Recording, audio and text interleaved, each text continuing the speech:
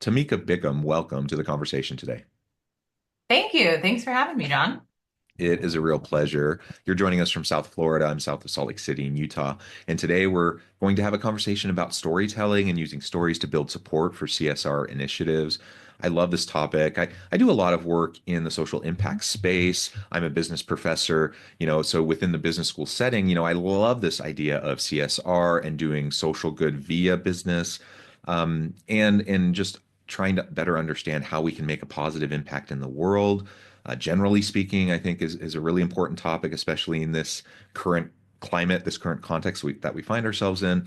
So we're going to try to unpack this a little bit and explore the power of storytelling to accomplish this. As we get started, I wanted to share Tamika's bio with everybody. Tamika Bickham is an award-winning broadcast journalist, creative director, and podcast host, touting over 15 years in front of and behind the camera, with a remarkable track record of hosting and reporting over 3,000 hours of live broadcast TV and producing and directing over 2,500 videos. Tamika's expertise is undeniable. As the founder and CEO of MBE-certified firm, TB Media Group, she leads a nonfiction video production studio that specializes in crafting long-form documentary-style content for CSR and ESG leaders. Tamika's talent for distilling complex information into engaging, clear, concise visual stories has garnered her recognition, including the Abby for Best Feature in Journalism and multiple Hermes Creative Awards for her podcast hosting and creative directing skills. There's a whole lot more I could share about your background, but I'm going to pause there. Anything you would like to highlight about your own professional or personal background or context before we dive on in? Sure, absolutely. And thank you for that introduction. What I will just say, because a question I feel like I get a lot is, hey, how did you get into this path or, Yeah. travel down this road? And really, my background began in journalism, and I always knew that I loved telling stories, wanted to tell stories in my career. And I think that came from being a viewer on the other side of, kind of consuming media pre the days of social media, et cetera. But and just how longer former investigative stories or stories that taught me a new perspective almost motivated and inspired me to want to learn more or want to do more. So that was really kind of early on where that connection started for me with, oh, wow, there's great power in this. So I really pursued more the traditional news path. And probably because, that's what I went to university for Yeah.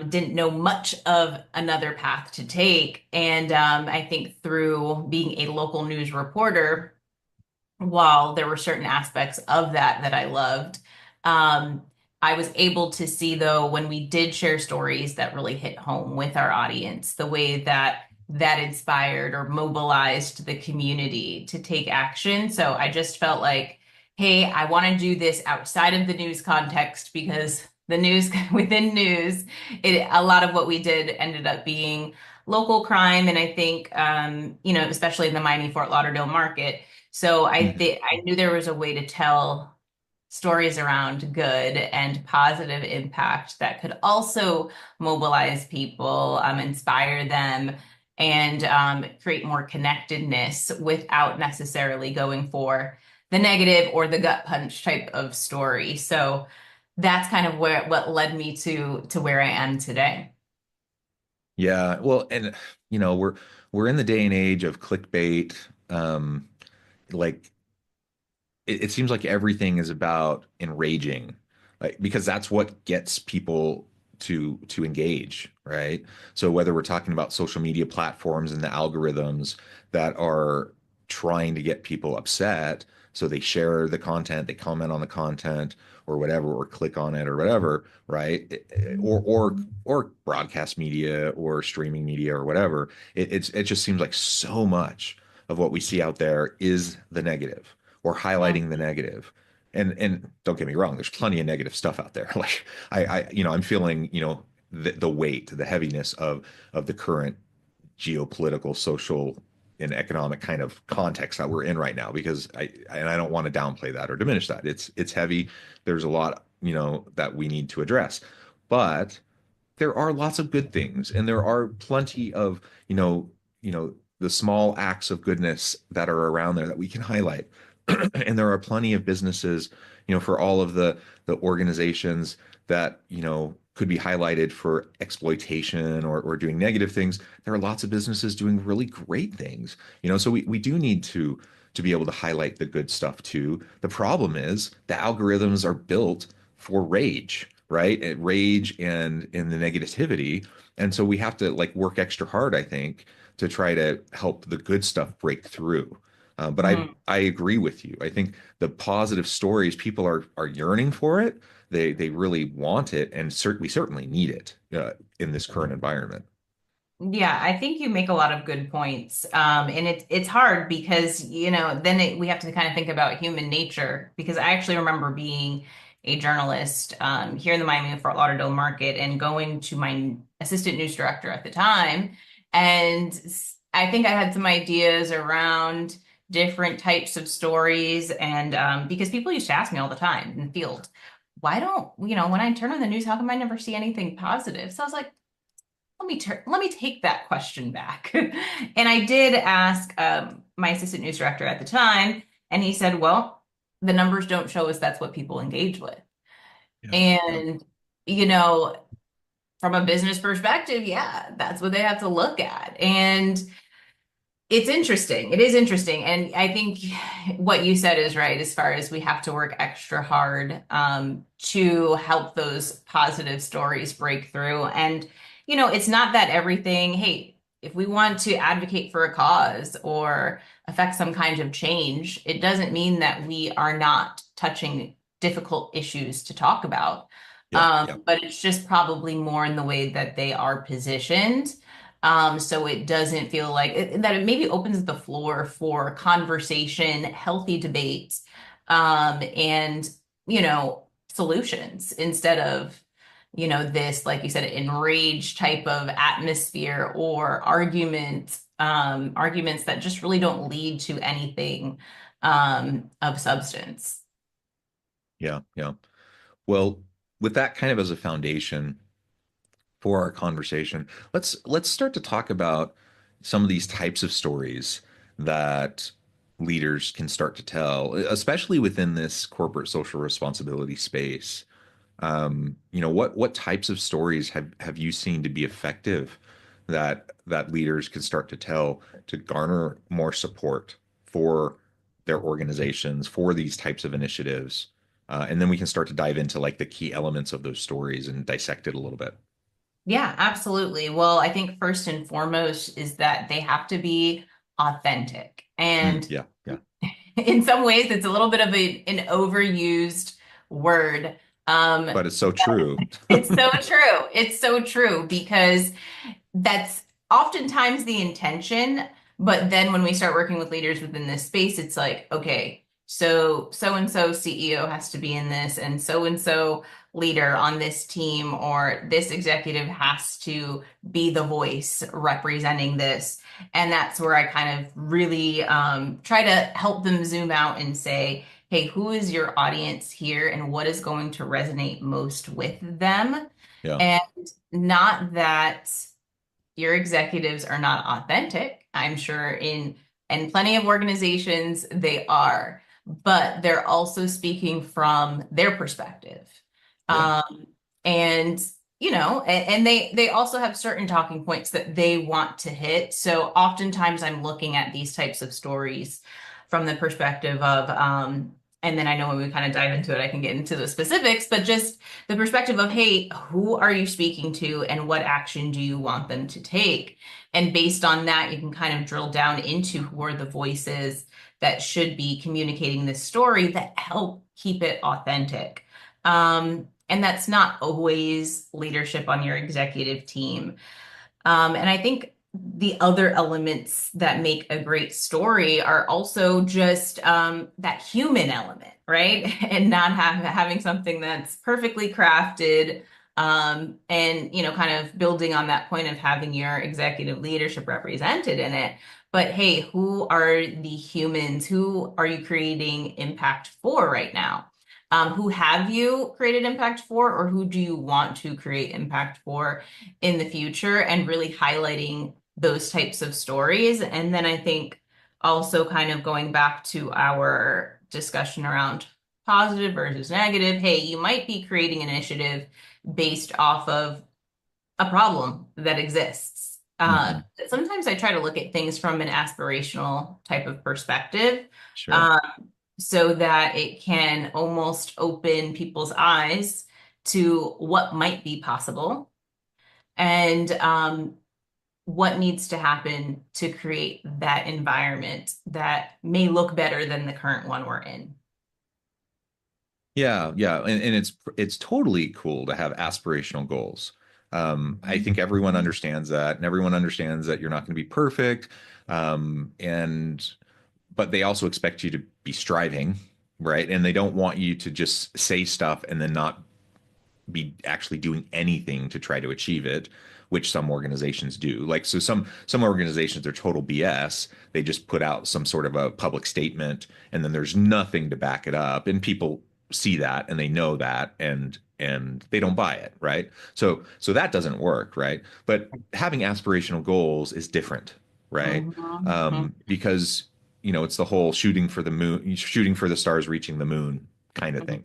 Like, people get that. They understand that, yeah, maybe we're not going to quite get to all those aspirational goals, but we're really working at it. We're striving for it. We're going to have hiccups along the way. We're going to have missteps along the way, but we're really working at it. And they can see that it's in the culture. It's in the DNA of the organization. You can feel that. It's genuine, it's authentic to the dynamic within the organization. That's so different than when you see organizations or leaders just giving lip service to something, right? Exactly. And And and and what you mentioned, earlier about the authenticity piece, um, like, most people aren't waking up in the morning thinking, I'm gonna go to work and like make a video about CSR and be inauthentic, like nobody does that. And, mhm. and they're going to show up and they're going to try to be authentic, right? But the issue is some people are just naturally in a better position to tell a compelling story, about the issue. I'm thinking of one such situation. This was something I was directly involved in. Time flies, so I'm trying to place it, but it was probably 6, 7, 8 years ago. But I was at an event, and they were bringing in like a keynote, and the keynote was, first and foremost, like, everyone kind of rolled their eyes a little bit. It was a little bit questionable because the person they're bringing in, we're like, really? Is this person the best person to be speaking about this topic that we're all super passionate about? It seemed a stretch. It seemed like we all wondered, is this genuine? Is this authentic or whatever? And then the person last minute who was supposed to come in person didn't show up. They didn't even like live stream in. They just like recorded a video and had that played for us instead. And so that gave us a bad taste in our mouth. And then when the video played, again, this person, a good person, and it's not like they were trying to come across, certainly they would never intend to come across as inauthentic, right? But they just didn't have a compelling story to tell around the topic. And so when the video played, it just felt so incredibly flat, and it honestly was embarrassing for them. Um, and they would have been far better off to just turn down the engagement, turn down the offer. It was embarrassing for them. It really kind of gave them a black eye, and and it gave the organizers of the event a black eye, for even having that happen in the first place. And it was all foreseeable and it was all avoidable.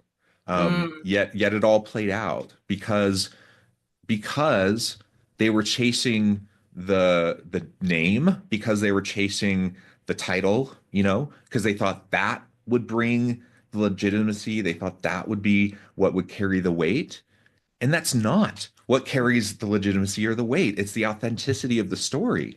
mhm. People are compelled by the story, and someone who has a really passion, great passion and connection to what you're trying to convey, especially when we're talking about social impact, corporate social responsibility, making a positive difference in the world. Like you can't have something that doesn't really resonate. And in this particular example, it just didn't, and it was clearly out of alignment.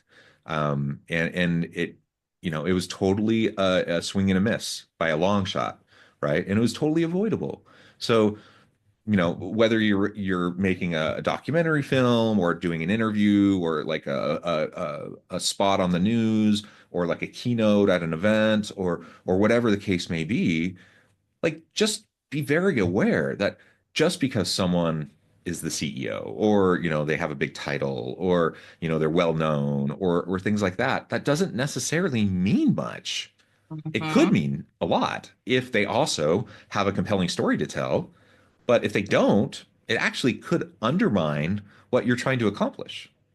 Absolutely. I couldn't agree more. And I was thinking as you were sharing that story about a recent project that we worked on with a mission-driven bank, which is both an MDI, Minority Depository Institution, and a CDFI. So, that in this bank reinvest 90% of deposits into the bank in the form of loans into low to moderate income communities and minority communities. So obviously, our focus in communicating their impact to the local community was very much so focused around those small business owners or the affordable housing projects and those that live there and the impact that they're creating. And though, so when we knew, hey, we're going to incorporate executives into this story and I'm interviewing the chairman, it takes some time, right, to peel back the layers. And hey, kind of figuring out where we meet in the middle and how that still lends to an authentic story. And as I started peeling back the layers on that, finding out that actually his father, who had immigrated here, and was a small business owner, was a customer of the bank, in the 60s and when they first started, and now to him being a customer of the bank and then going on to become chairman, there was like a much greater connection and a much deeper why that I felt, lended itself well to the story, versus maybe what someone's natural inclination in that position might be to share. And it hadn't necessarily occurred to him that, hey, this is a story that is relevant and impactful because there is such a personal experience here, that speaks to the importance of the bank and that also helped, hey, my father's business that I saw day in and day out, be able to survive during a very difficult time. Yeah, yeah, absolutely. Well, in the remaining time that we have, let's dive in to those key elements. So authenticity, of course, is so important. We have a compelling story. We have an authentic individual to convey that story. What are some of these other key elements to these stories that are going to be really important as we try to convey that to build support for these initiatives within these organizations?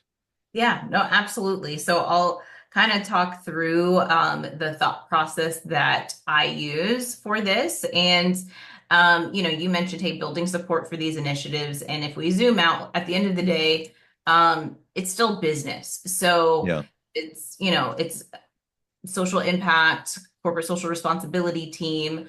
I always try to understand the why behind that. So ultimately, why are you engaging in this initiative? And then ultimately, what action are you looking for your audience to take when they learn about this? So getting really clear on that helps determine, hey, where we go with these stories. So whether that is, garnering more support, or you want people to get involved or to donate, or is it building more trust with your audience? So just being really clear on what the ultimate action is that you want people to take, I think helps better inform the story. And then from there, once we understand that, then understanding, hey, what are the stories that ultimately would motivate those individuals to take that action. So Hmm. obviously you have to be very clear on who your audience or audiences are. But if it is, let's say, let's see if I come up with an example here. Okay, have been speaking with a nonprofit who supports survivors of domestic violence. So in that case, I've been exploring, okay, you have different high-level donors. Why do these donors give? And really trying to understand that and what is their motivation. And sometimes it is due to a personal experience, Hmm. and or a personal connection to that. And then in other cases, what I've learned is that there is an organization that has or a foundation that's tied to supporting children. So there's that element. So really understanding that. So let's say it's the children aspect. So maybe we're pulling out like the different individuals they support. And I know with this particular nonprofit, it is women, it is children. They have Hmm. specific housing for the LGBTQ community. So maybe in that case, I might look at it as, is it a matter of creating different stories that speak to each one of those? Now, that would depend upon what those audiences look like and maybe the top 3 or 4 reasons that they give. So that's where we can kind of start to outline what those story angles might look like so that it is more customized and speaking more specifically to your audience and what resonates with them. And then I think once you really have a clear understanding on that piece, then from there determining, okay, how do we bring this story to life? Who are the right voices to represent those stories? Who needs to communicate those stories? And then how do we visually bring it to life so that this is something that people can not only hear, but also see, feel, and experience that is authentic and true. So if it is a program with children, is there a way that we can show an aspect of that and that's happening, or therapy that happens for children within that center, and demonstrating that and maybe the impact of that on those kids. So that's kind of the steps that I would take. And then ultimately, I think that helps shape the stories, what they sound like, what they look like, but then it keeps them aligned with the goals you also have as an organization, to create these authentic stories that really resonate, that feel personalized, and customized to your audience. And then I think that feels ultimately like a win-win. Yeah, personalized and customized for your audience. Just repeating that phrase because that is so, so important. Generic means inauthentic. It means lack of connection. You mentioned, kind of a data-driven approach. Also, data in and of itself is not going to be compelling because people are emotional animals. So you have to have the story behind the data, but data helps, right? So having a data-driven approach with a story to go along with it, that's then provided context and then personalized to the people that you're talking to, that's going to be so powerful, right? So whether you're talking to donors, whether you're talking to, other key stakeholders, board members, whatever, right? Or you're just trying to garner like influence and support amongst your team within your organization, whatever the case may be. These are principles that are going to be just really, really important as you're trying to have more influence and try to build up, a groundswell of support and drive these types of initiatives. Well, Tamika, this has just been a super fun conversation. We've only scratched the surface, but I do note the time and I need to let you go here in a few minutes. Before we wrap things up, I wanted to give you a chance to share with the audience how they can connect with you, find out more about your work, and then give us a final word on the topic for today.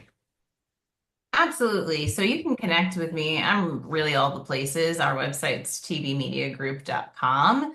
And I am on social media. You can find our company page on Facebook. We are on Instagram. I am also on LinkedIn, Tamika Bickham. You can find me there, connect with me. I'm always chatting back and forth with people there. And also I'm on Instagram at Tamika Bickham TV. So I'd be happy to connect. Thank you so much. It's just been such a real pleasure I encourage the audience to reach out to get connected, find out more about what Tamika can do for you. And as always, I hope everyone can stay healthy and safe, that you can find meaning and purpose at work each and every day. And I hope you all have a great week.